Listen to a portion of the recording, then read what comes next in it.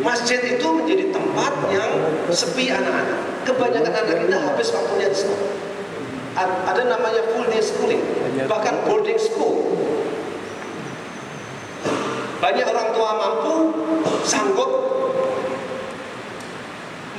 mengasramakan anak mereka ke boarding school maupun ke full day school. Sehingga yang terjadi adalah anak-anak kita itu banyak yang anak yatim. Anak yatim secara budaya karena orang tuanya lepas tanggung jawab untuk mendidik. Ya. Jadi ini kalau kemudian terjadi banyak persoalan remaja, apakah itu jadi narkoba, pornografi, kekerasan, LGBT dan sebagainya. Itu sebagian karena mereka yatim. Sekolah itu begitu mendominasi sehingga orang tua itu menghadapi sekolah itu seolah tidak berdaya. Seolah-olah tugasnya itu sudah diambil alih semua oleh sekolah. Padahal tidak. Ini saatnya orang tua keluarga muslim mengatakan, kan kami ambil alih kembali tugas-tugas pendidikan. Sekolah bisa membantu, tapi tidak boleh merampas tugas-tugas tadi. Dia bisa membantu menyediakan perpustakaan, boleh. Akses internet yang cepat, boleh. Studio, bengkel, lapangan sepak bola, kolam renang, boleh. Ya. Tapi tidak boleh merampas tugas-tugas tarbiyah. Ya. Sebab begitu tugas-tugas tarbiyah itu diserahkan pada orang lain, keluarga tadi justru melemah. Sehingga kasus-kasus perpecahan keluarga itu sangat naik drastis, apalagi akhir-akhir ini setelah pandemi. Sebelum pandemi, kasus perceraian itu sekitar 40 kasus per jam. 40 kasus perceraian per jam. Akhir-akhir ini naik agak drastis, ya. Karena persoalan ekonomi dan seterusnya. Ya. Nah, ibu bapak sekalian, jadi dari perspektif pendidikan, ini saatnya kita memperkuat kembali keluarga-keluarga kita, ya, untuk mengemban tugas-tugas tarbiyah. Ya. Kemudian masjid-masjid kita juga tadi bisa menyediakan sarana perpustakaan, akses internet. Jadi kalau fasilitas sekolah itu dibangun di sekitar masjid bagus. Ya. Tapi saya ingatkan bahwa tugas-tugas tarbiyah itu tidak boleh diserahkan sepenuhnya kepada sekolah. Tidak boleh. Harus tetap menjadi tanggung jawab sekolah dan masjid itu menambahi dan melengkapi saja. Ya. Jadi ini tugas-tugas tarbiyah itu sebetulnya memastikan bahwa anak kita itu belajar. Tidak bersekolah tapi tetap belajar. Jadi it's all about learning, not just schooling. Ya. Jadi pendidikan itu suatu upaya kita memperluas kesempatan belajar. Apalagi dengan adanya teknologi internet, kesempatan belajar itu sebetulnya semakin luas. Bahkan sebelum pandemi, itu fungsi-fungsi sekolah itu sudah berkurang. Misalnya ada ruang guru tahu ya? Mungkin Khan Academy, ada Akademi Khan. Ya, jadi banyak sebelum pandemi itu istilahnya MOOC, massive online courses. Ya, itu di level perguruan tinggi. Ya. Jadi banyak bahan-bahan belajar bisa kita ambil dari secara online. Ya. Kemudian sebelum pandemi itu Menteri Pendidikan kita itu mencanangkan program Merdeka Belajar. Ya. Di kampus itu ada program Kampus Merdeka. Ya. Nah, sebetulnya hikmah dari pandemi ini adalah anak-anak kita memiliki peluang tidak sekedar untuk merdeka belajar, tapi belajar untuk merdeka. Tadi, ya. Jadi ini penting karena tadi tujuan utama pendidikan kita itu adalah untuk membangun jiwa yang merdeka, dan itu tugas utama orang tua dan masjid-masjid. Ya. Jadi Bapak Ibu sekalian, salah satu yang menyebabkan kita ini mengalami banyak masalah itu karena tadi sudah disebut oleh Bang Dula, salah satu aspeknya itu adalah bagaimana menanamkan budaya waktu, ya, kesadaran ruang, ya. Itu hanya bisa dibentuk oleh kebiasaan membaca. Karena kebiasaan membaca itu keterampilan simbolik. Belajar itu hanya 4 langkah. Yang pertama adalah praktek atau mengalami. Kemudian yang kedua adalah berbicara seperti sekarang ini. Ya, kemudian yang ketiga adalah membaca. Yang terakhir adalah menulis. Itu semuanya adalah sebagian besar adalah keterampilan-keterampilan simbolik. Nah, keterampilan-keterampilan simbolik itu basisnya adalah berbahasa. Jadi pendidikan bahasa itu menjadi tulang punggung, ya, kemampuan belajar anak kita. Ya. Oleh karena itu penting, pertama pastikan anak kita itu suka membaca. Ya, saya tahu banyak guru SD maupun TK yang tidak tahu caranya mengajarkan membaca supaya anak itu senang. Anak-anak kita itu bisa membaca tapi tidak senang karena keliru mengajarkannya. Jadi kalau anak-anak kita sudah bisa membaca, apalagi membaca Al-Quran, itu modal sangat besar. Dan kemudian kalau ibunya agak banyak ngomong, itu apa istilahnya di sini? Cerewet ya. Itu rangsangan buat belajar itu makin besar, ya. Karena ibu itu adalah madrasah yang utama dan utama. Jadi kalau ibu yang banyak ngomong, itu anaknya itu lebih cerdas. Kira-kira yang bisa diserap anak itu kira-kira anak umur 4 tahun itu sekitar 3.000 kata. 3.000, ya. Jadi penting mengajak ngobrol anak-anak itu. Anak-anak yang sehat, minum susunya cukup, gizinya cukup, tapi tidak pernah diajak bicara sama ibunya, dia menjadi anak yang bodoh. Otaknya gak berkembang. Dia dibiarin aja, gak pernah diajak ngobrol, ya. Kasih makan saja, gak pernah diajak ngobrol. Tubuhnya besar, tapi otaknya gak membesar.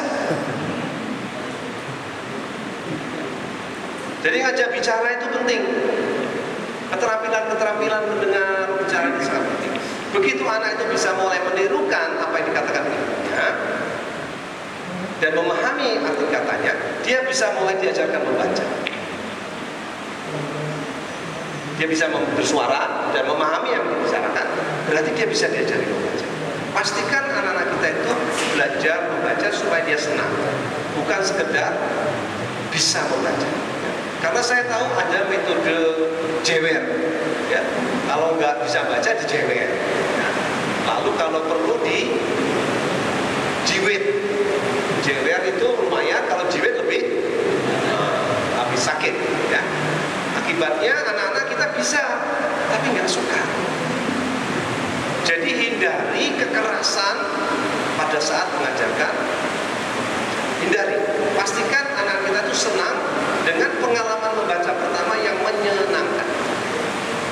Ada tekniknya, ya, nanti kita bisa ngomong soal itu. Ya. Ibu bapak sekalian, yang saya hormati, jadi kita memerlukan semacam hijrah, ya, di dalam pendidikan kita itu taghir yang dikatakan oleh kita berubah. Pertama kita pendidikan kita ini harus ditumpukan pada keluarga, ya, bukan kepada sekolah. Sekolah sebentar lagi akan berubah atau sedang berubah, tidak akan pernah seperti dulu lagi. Mungkin kampus masih bertahan, tapi sekolah akan banyak berubah. Ya. Nah, keluarga yang harus ambil alih. Kemudian saya mohon masjid juga membantu keluarga-keluarga kita supaya mereka cukup percaya diri, ya. Masjid bisa menyediakan sarana bersosialisasi, berteman, bertetangga dan sebagainya dalam lingkungan masjid supaya anak-anak muda kita rajin dan terbiasa terbiasa dengan lingkungan masjid, ya, lalu belajar baca Quran dan seterusnya.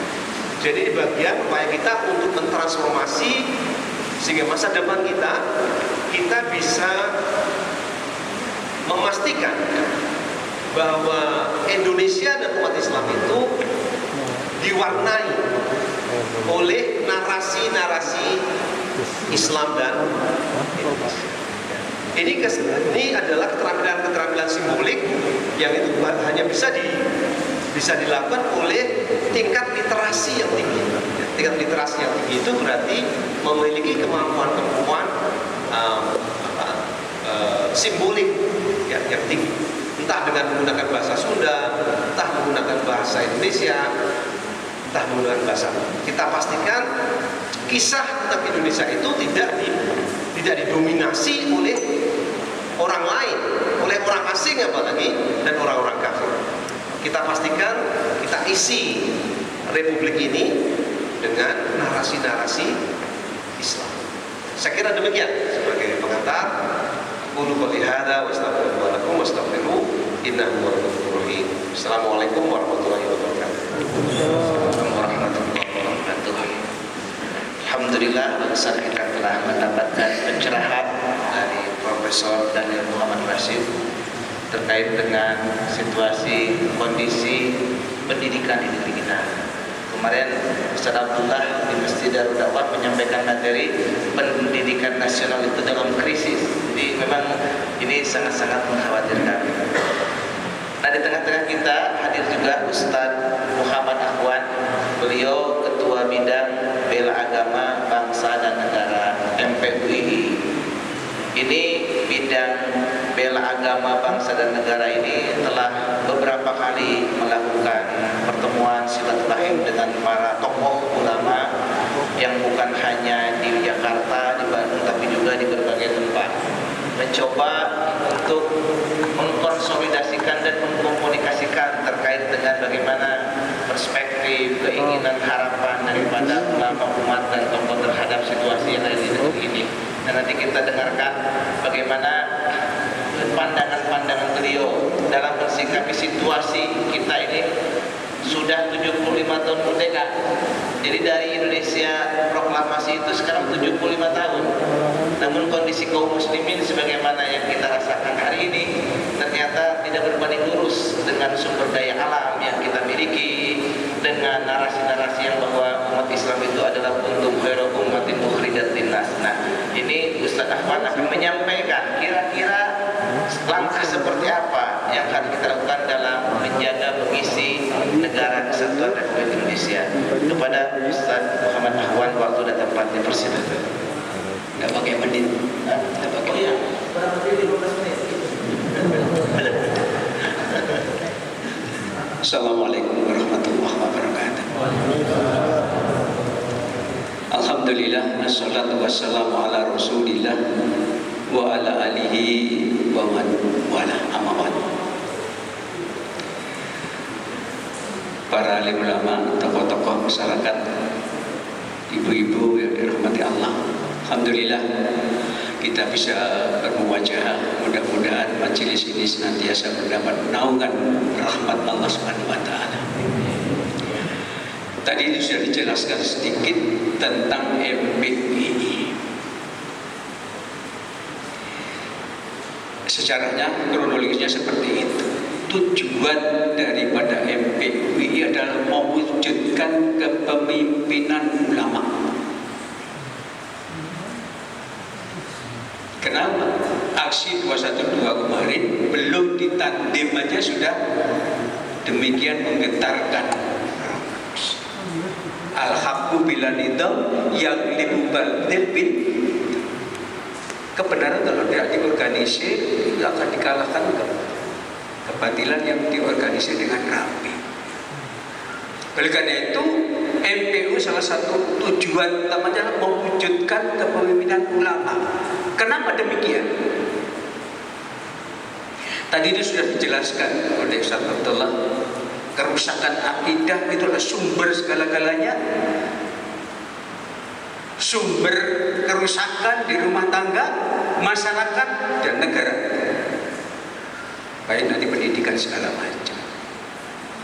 Oleh karena itu mudah-mudahan terwujud kepemimpinan ulama ini sehingga ada pencegahan secara dini terjadinya kerusakan-kerusakan yang semakin luas. Walladzina kafaru ba'duhum awliya'u ba'din illa taf'aluhu takun fitnatun wa fasadun kabir. Takun fitnatun fil ardi wa fasadun kabir. Orang kafir itu saling memimpin. Illa taf'aluhu, kalau kalian tidak melaksanakan, tidak melakukan seperti orang kafir saling memimpin, bahu-membahu berkoalisi, akan terjadi fitnah di muka bumi dan kerusakan yang semakin luas. Tentu ya, kita ingin mewujudkan kepemimpinan ulama, bukan ulama-ulama yang kesandung KPK. Ulama-ulama warasatul anbiya. Maka ketika orang kafir ba'duhum awliya'u batin, bahu-membahu menyatu, kekuatan di tangan mereka. Kita tahu kalau orang kafir memimpin satu negeri bukan dengan konsep wahyu yang hari ini 75 tahun semakin hari semakin nampak kerusakan-kerusakannya.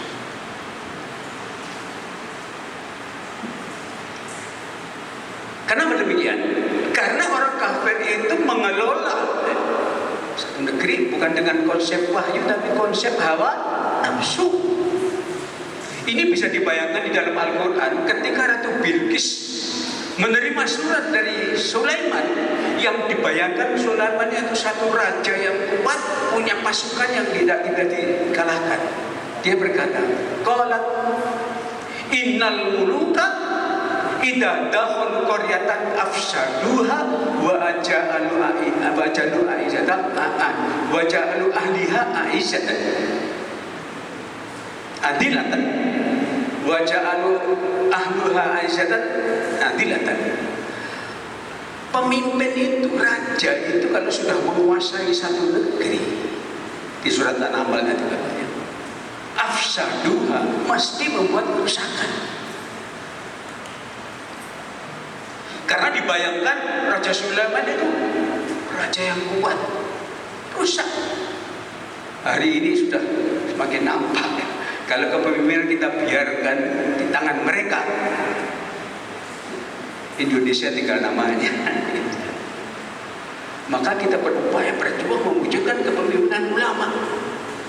Apa kerusakan tadi sudah dibayangkan? Bersumber dari kerusakan akidah, merebak ke keluarga, ke masyarakat, dan tatanan hidup bermasyarakat dan bernegara.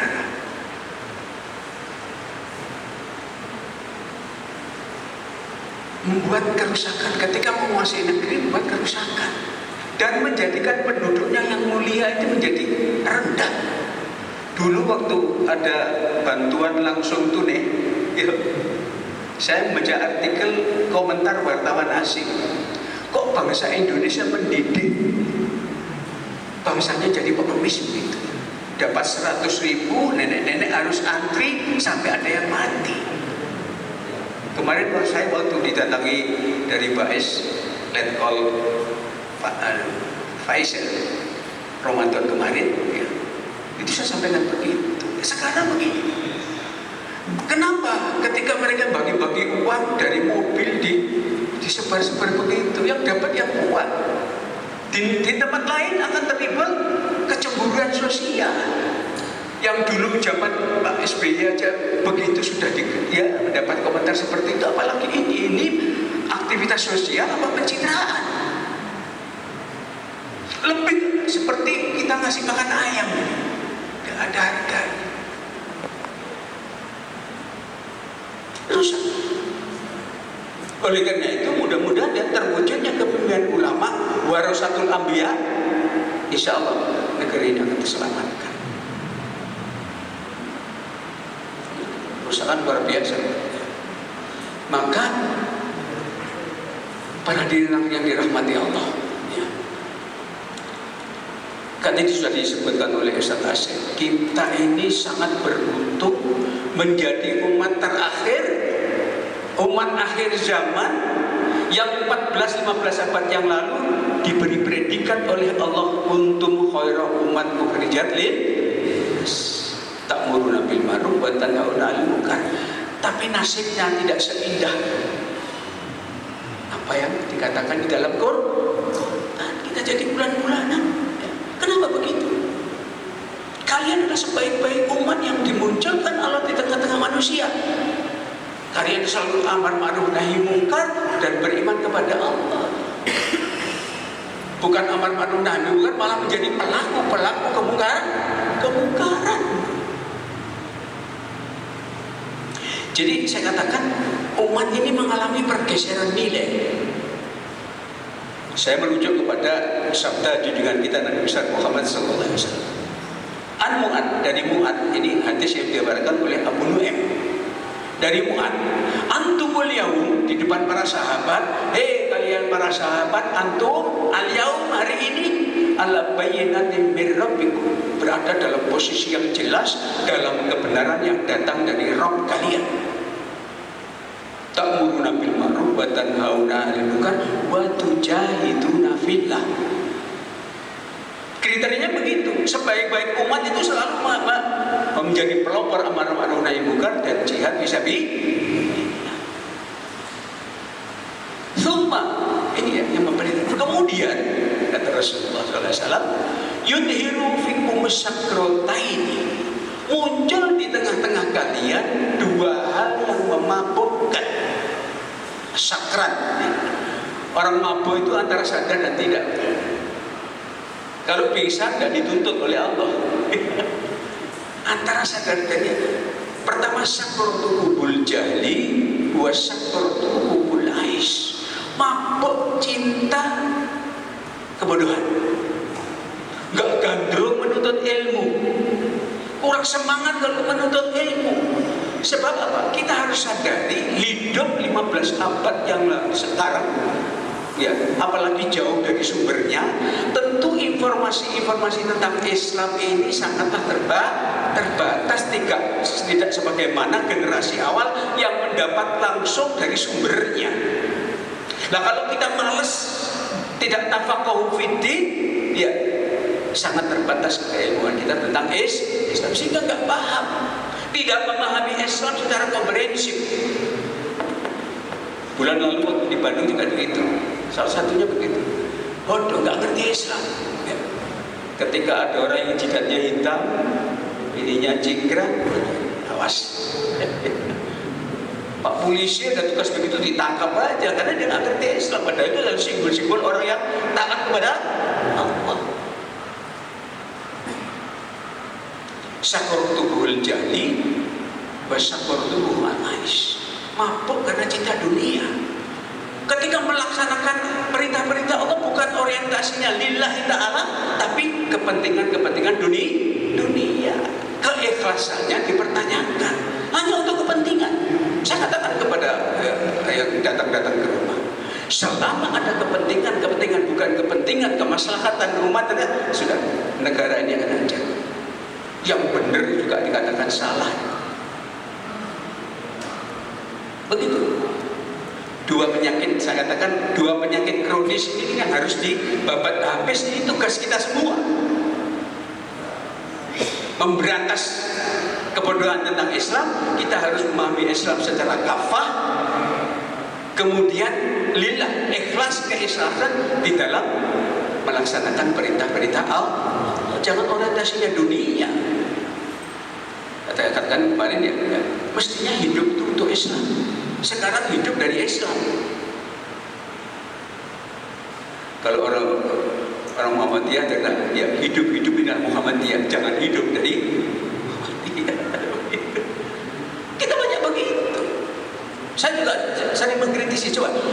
Ya walaupun sekolah-sekolah itu maju, mestinya adalah pendidikannya dan tanggung jawab seluruhnya. Tapi sekarang mengelola pendidikan dengan investasi.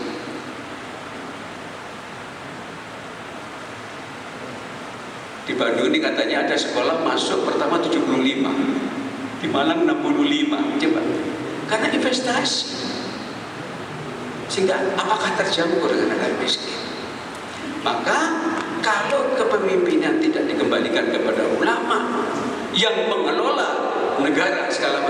dengan konsep wahyu akan terjadi kerusakan dan fitnah yang merajalela.